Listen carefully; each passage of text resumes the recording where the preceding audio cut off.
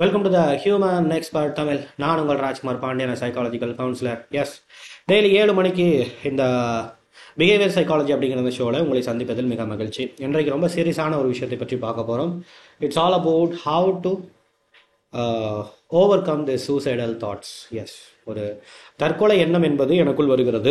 So அந்த தற்கொலை எண்ணத்தை நான் எவ்வாறு கையாள்வது, அது எவ்வாறு இனிமேல் வராமல் இருப்பதற்கு நான் என்ன செய்வது அப்படிங்கிற விஷயத்தை நம்ம பார்க்க போகிறோம். அதுக்கு முன்னாடி எதற்காக இந்த தற்கொலை எண்ணங்கிறது வருது? பொதுவாக எல்லாத்துக்குமே தற்கொலை எண்ணங்கிறது வருமா, இல்லை எனக்காகத்தான் வருகிறதா? அப்போ ஒரு குறிப்பிட்ட ஆட்களுக்கு வரணும் அப்படின்னு சொன்னால் அப்போ அவங்கெல்லாம் வந்து எப்படிப்பட்டவங்களா இருக்கிறாங்க? ஸோ அதுக்குள்ளே நம்மளும் ஒரு ஆளா? ஸோ எந்த மாதிரியான என்ன ஒரு காரணத்திற்காக இந்த சூசைடல் தாட்ஸ் வரப்போகுது அப்படிங்கிற ஒரு விஷயத்தை நம்ம பார்க்கலாம்.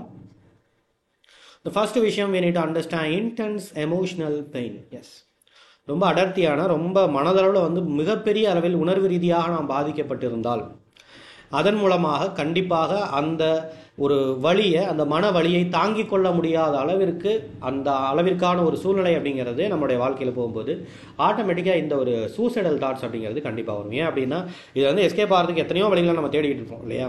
ஒன்று, அதுக்கு நம்ம சொல்யூஷன் கண்டுபிடிக்கணும். அதுக்கு ஒன்றும் சொல்யூஷன் கிடையாது. ரெண்டாவது, அதுலேருந்து நம்மளை டைவர்ட் பண்ணிக்கிறதுக்கு வேறு ஏதாவது வேலைகளை இல்லை வேறு ஏதாவது இடங்களை மாற்றுறது, இந்த மாதிரியான விஷயங்கள் செய்யணும்.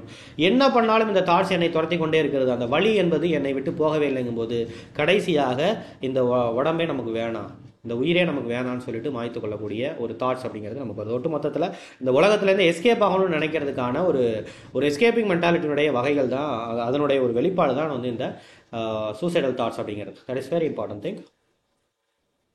The second one is a hopelessness. Yes, வாழ்க்கையில் முக்கியமாக நான் ஏற்கனவே சொன்னது போல் அந்த எமோஷனல் பெயினை வந்து நான் ஓவர் கம் பண்ணுறதுக்கான எந்த விதமான நம்பிக்கையும் எனக்கு இல்லை. அதே மாதிரி வாழ்க்கையில் நான் அடுத்தடுத்த பிரச்சனைகள் அப்படிங்கிறது வரப்போகுது. ஓகே, இப்போ ஒரு சின்ன பிரச்சனை வந்துருச்சு, அந்த சின்ன பிரச்சனைக்கு வந்துருச்சுங்கிறதுக்கான சிம்டம்ஸ் அப்படிங்கிறது எதை காட்டுதுன்னு சொன்னால் மிகப்பெரிய ஒரு பிரச்சனை அப்படிங்கிறது வரப்போகுது அப்படிங்கிறத தெளிவாக காட்டுது. அப்போ என்ன பண்ணுறது, அதை சமாளிப்பதற்கு, அதை ஹேண்டில் பண்ணுறதுக்கான எந்த விதமான வழியும் என்கிட்ட இல்லை அப்படிங்கிற ஒரு பயங்கரமான ஒரு நம்பிக்கை என்பது நம்ம மனசுக்குள்ள வரும் பொழுது ஆட்டோமேட்டிக்காக இந்த சூசைடல் தாட்ஸ் அப்படிங்கிறது வருகிறது. Third one is social isolation.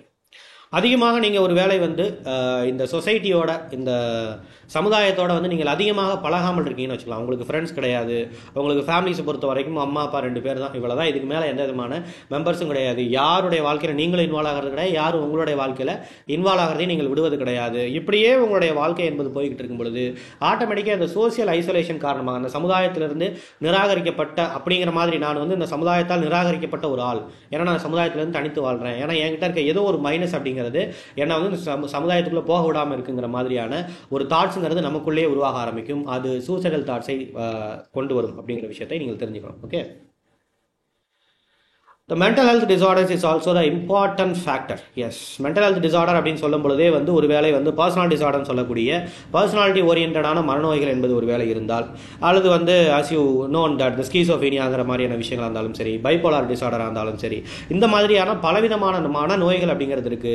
இப்போ ரீசெண்ட் டைமில் ரொம்ப ப்ராப்ளம் ஆகிட்டு இருக்கக்கூடிய ஆன்சைட்டி டிசார்டர், இந்த மாதிரியான டிசார்டர் மூலமாக இந்த விஷயங்கள்லாம் உங்களுக்கு வரும் பொழுது கண்டிப்பாக வந்து ஃபார் எக்ஸாம்பிள் டிப்ரெசிவ் சைக்கோசிஸ், இவர்கள் அதிகமாக சூசைடல் அட்டன் பண்ணுறதுக்கான வாய்ப்புகள் அப்படிங்கிறது இருக்கு.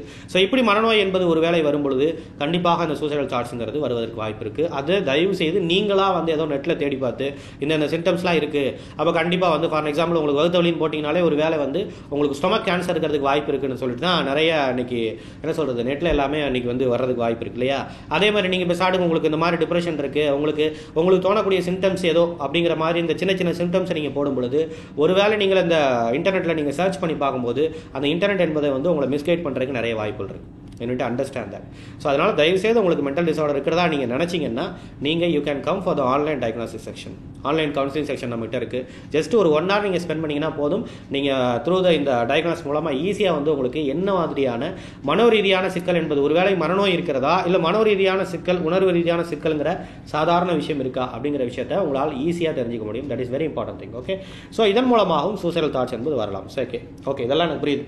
At same time how to overcome, இந்த விஷயத்திலிருந்து வெளிவருவது எப்படி அப்படிங்கிற விஷயத்தை பார்க்கலாமா? Yes, the first strategy that we need to understand the coping mechanism. Coping மெக்கானிசம்னா என்னது? ஒரு விஷயத்தை சமாளிப்பதற்கான திறனை பெற்றுக்கொள்வதல், அந்த திறமையை வளர்த்துக்கிறது. ஓகே, நீங்கள் ரொம்ப முக்கியமாக நீங்கள் ரொம்ப முக்கியமாக வந்து நீங்கள் அனலைஸ் பண்ணி பார்த்தீங்கனாலே ஒரே ஒரு விஷயம் உங்களுக்கு தெரிய வரும். என்ன அப்படின்னா, நம்மளுடைய பிரச்சனைகளை நீங்கள் அனலைஸ் பண்ணி பார்க்கும்பொழுது நம்மக்கிட்ட இருக்க ஏதோ ஒரு வீக்னஸ் மூலமாகத்தான் அந்த பிரச்சனை என்பது நமக்கு வந்திருக்குது. அந்த பிரச்சனைங்கிறது அடுத்தடுத்து போயிட்டு இருக்கு. ஃபார் எக்ஸாம்பிள் ரொம்ப சிம்பிளாக சொல்லணும் அப்படின்னா, இது ரொம்ப சைக்கலாஜிக்கல் அனலைஸ் பண்ண வேண்டியிருக்கு. பட் இருந்தாலும் சிம்பிளாக நீங்கள் புரிஞ்சுக்கணுங்கிறதுக்காக சொல்லணும்னா, ஒரு சிம்பிளான ஒரு விஷயம் என்னன்னா, ஒரு தைரியம். ஓகே, நம்மகிட்ட தைரியமின்மை இருக்குது, நம்மகிட்ட தைரியங்கிறதே இல்லை. அதனால தான் இவர்களெல்லாம் என்ன பண்ணுறாங்க, என்னை இன்ஃப்ளூயன்ஸ் பண்ணி அடுத்தடுத்த ஒரு தவறான ஒரு விஷயத்திற்கு என்னை மாட்டி விடுகிறார்கள். அவங்க என்னை வந்து யூஸ் பண்ணிக்கிறாங்க. அப்போ என்னை அடுத்தவர்கள் யூஸ் பண்ணிக்கிட்டே இருக்கிறதுக்கான அவங்ககிட்டயே நாம் வந்து ஒரு அன்பை எதிர்பார்த்தே நம்ம வந்து நின்றுட்டு இருக்கிறதுக்கான மிக முக்கியமான காரணம் அப்படிங்கிறது, என்னிடம் நான் தனியாக வாழ்வதற்கான தைரியம் என்பது என்கிட்ட இல்லை.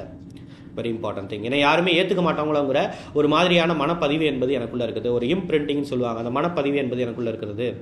அப்படி இருக்கும்பொழுது ஆட்டோமேட்டிக்காக என்ன ஆகும்னு சொன்னால், கோப்பிங் மெக்கானிசம்னு சொல்லக்கூடிய அப்படிங்கிற ஒரு விஷயங்கிறது, இந்த பிரச்சனைகளை சமாளிப்பதற்கான தீர்வு என்பது நமக்கு கிடைக்காமலே போயிடும். அப்போ இந்த பிரச்சனைகளை சமாளிக்கிறதுக்கான ஒரே வழி என்ன, எனக்கு நான் இண்டிபெண்ட்டாக, எமோஷனலி இண்டிபெண்ட்டாக இருப்பது எப்படி அப்படிங்கிற விஷயத்தை தான் வந்து நான் வந்து கற்றுக்க வேண்டியது இருக்குது. ஸோ இந்த மாதிரியான கோப்பிங் மெக்கானிசத்தை வந்து நீங்கள் கொஞ்சம் கொஞ்சமாக வளர்த்துக் கொள்வதன் மூலமாக, அதுக்கெல்லாம் வந்து இந்த கவுன்சிலிங் வந்தீங்கன்னா ஆட்டோமேட்டிக்காக உங்களுக்கு என்ன பிரச்சனை இருக்குது, எந்த மாதிரியான மனோரீதியாக இருக்கக்கூடிய எந்த ஒரு விஷயம் என்பது, எந்த ஒரு வீக்னஸ் அப்படிங்கிறது, ஒரு மென்டல் வீக்னஸ் அப்படிங்கிறது, ஒரு மென்டல் ஸ்டாக்னேஷன் அப்படிங்கிறது உங்களை இந்த பிரச்சனைக்குள்ளேயே இருக்க விடுது அப்படிங்கிற விஷயத்தை நம்மளால் அனலைஸ் பண்ண முடியும். Which is very important thing. So அந்த விஷயங்களை நீங்கள் கற்றுக்கொள்வதன் மூலமாக ஈஸியாக அந்த பிரச்சனையை எப்படி கையாள்வது அப்படிங்கிற விஷயத்தையும் நீங்கள் தெரிந்து கொள்ள முடியும். Okay, way for the hope. Yes, இந்த நம்பிக்கையை வளர்த்துக் கொள்வது எப்படி அப்படின்னா, ரொம்ப ரொம்ப சிம்பிளாக சில விஷயங்களை நான் சொல்கிறேன். ஒரு பிரச்சனை என்பது இருக்கிறது. அந்த பிரச்சனையை பொறுத்த வரைக்கும் எந்த இடத்துல இருக்குதோ அந்த இடத்தை தாண்டி நீங்கள் யோசிக்க ஆரம்பிக்கணும். அந்த இடத்தை தாண்டி நீங்கள் வெளியில் போகிறதுக்கான முயற்சிகளை நீங்கள் செய்யணும். ஃபார் எக்ஸாம்பிள், இப்போ இந்த ஏரியாவில் இருக்கனால எனக்கு பிரச்சனை வருது அப்படின்னு சொன்னால், நீங்கள் இந்த ஏரியாவை காலி பண்ணுங்கிற அவசியம் இல்லை. பட் இந்த ஏரியாவில் இருந்துகிட்டே என்ன பண்ண வேண்டியது இருக்குது, பல இடங்களில், ஃபார் எக்ஸாம்பிள் இப்போ சென்னையில் அவங்க வந்து இதே மாதிரியான ஒரு பிரச்சனை எப்படி ஹேண்டில் பண்ணுறாங்கிறத சென்னை ஃப்ரெண்ட்ஸ்கிட்ட நம்ம தெரிஞ்சுக்கலாம். ஓகே, இல்லைன்னா நம்ம நேராக சென்னைக்கு போய் அங்கே ஒரு ஃப்ரெண்ட்ஸை வந்து நம்ம வந்து என்ன பண்ணலாம், நம்ம வந்து உருவாக்கலாம் இல்லையா. அதே மாதிரி ஃபினான்ஷியல் பிரச்சனைகள் இருக்குது அப்படின்னு சொன்னால், இங்கே வந்து ஃபினான்ஷியல் பிரச்சனை இருக்குது, ஏன்னா இங்கே வந்து சோர்ஸ் அப்படிங்கிறது இல்லைன்னா, வேறு இடங்களில் போய் எப்படி இந்த ஃபினான்ஷியல் பிரச்சனையை வந்து நான் முடிவு கொண்டு வருவதற்கு வேறு இடங்களில் என்னென்ன சோர்ஸ் இருக்குது அப்படிங்கிறத தெரிஞ்சுக்கலாம். So there is only one thing that you can make you hope அப்படின்னா, ஒரே ஒரு விஷயம் என்னென்னா, the sources towards your problem. உங்களுடைய பிரச்சனையை முடிவு கொண்டு வருவதற்கான சோர்ஸை நீங்கள் தேடுவது தான் உங்களுடைய வாழ்க்கையில் நம்பிக்கை ஏற்படுத்துவதற்கான முதல் வழிங்கிறது தெரிஞ்சுக்கும். ஸோ அந்த விஷயங்களை உங்களால் ஒரு வேலை தேடி கண்டுபிடிக்கும் பொழுது கண்டிப்பாக இந்த பிரச்சனையிலிருந்து வெளிவருவதற்கான ஒரு நம்பிக்கை அப்படிங்கிறது உங்களுக்கு வரும். That is a matter. Okay, increase the social behaviour. Yes, you need to go for it. Social பிஹேவியரை இன்க்ரீஸ் பண்ணுங்கள். நிறைய ஃப்ரெண்ட்ஸை நீங்கள் சேர்த்துங்க. இந்த நிறைய ஃப்ரெண்ட்ஸை சேர்க்கறது மூலமாக என்ன தெரிஞ்சுக்கலாம்னா, இந்த சொசைட்டியில் நம்மளோட ஏஜில் இருக்கக்கூடிய இன்னொரு மனிதன் எப்படி யோசிக்கிறாங்கிறத நம்மளால் தெரிஞ்சுக்க முடியும். ரைட், இந்த சொசைட்டியில் மற்ற விஷயங்கள்லாம் எப்படி அவங்க எடுத்துக்கிறாங்க, அப்போ நாமளும் அதே மாதிரி நம்ம எடுத்துக்கிறதுக்கு ஏன் எந்த விஷயம் என்பது நம்மை தடுக்கிறது, எது இந்த சொசைட்டியில் நார்மலாக இன்னைக்கு நடக்கக்கூடிய விஷயங்கள நார்மலாக இருக்குது, ஆனால் நாம் வந்து அதை ஓவராக வந்து இமேஜின் பண்ணிவிட்டு அதை நினச்சி நம்ம கஷ்டப்பட்டுக்கிட்டு இருக்கோம். உண்மையிலே சொசைட்டியில் இந்த மாதிரி ஆட்களோட பழகும்பொழுது தான் நமக்கு தெரிய வரும், ஓ இதெல்லாம் நார்மல் தான் போல தெரியுது, இது எல்லா பேத்துக்கும் இருக்கும் போல தெரியுது, நம்ம தான் இதை நம்ம ரொம்ப நினச்சி பயந்துகிட்டு இருக்கோம் அப்படின்னு.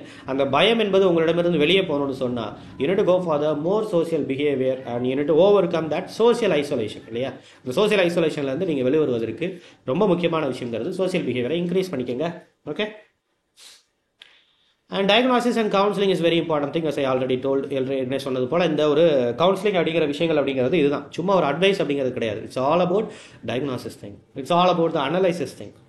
80% கிட்டத்தட்ட நாங்கள் என்ன பண்ணுவோம்னா, உங்களை கேள்வி கேட்கறது மூலமாக அதிகமாக உங்களுடைய மனதுக்குள்ளே என்ன இருக்குங்கிற விஷயங்களை நாங்கள் அனலைஸ் பண்ணுவோம். நீங்கள் எப்படி இந்த வாழ்க்கை நீங்கள் பார்க்குறீங்கிறத அனலைஸ் பண்ணுவோம்.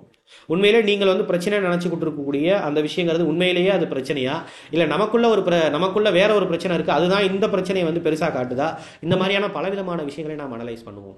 So you can call for the counselling section. That is what. ஒரு 1 hour அப்படிங்கிறது ஜஸ்ட் ஆன்லைனில் ஒரு ஜூம் மீட் மூலமாகவோ ஒரு டெலி கவுன்சிலிங் மூலமாகவோ ஈஸியாக நீங்கள் என்ன பண்ணிக்க முடியும், இந்த கவுன்சிலிங்கை எடுத்துக்கொள்ள முடியும். That is what.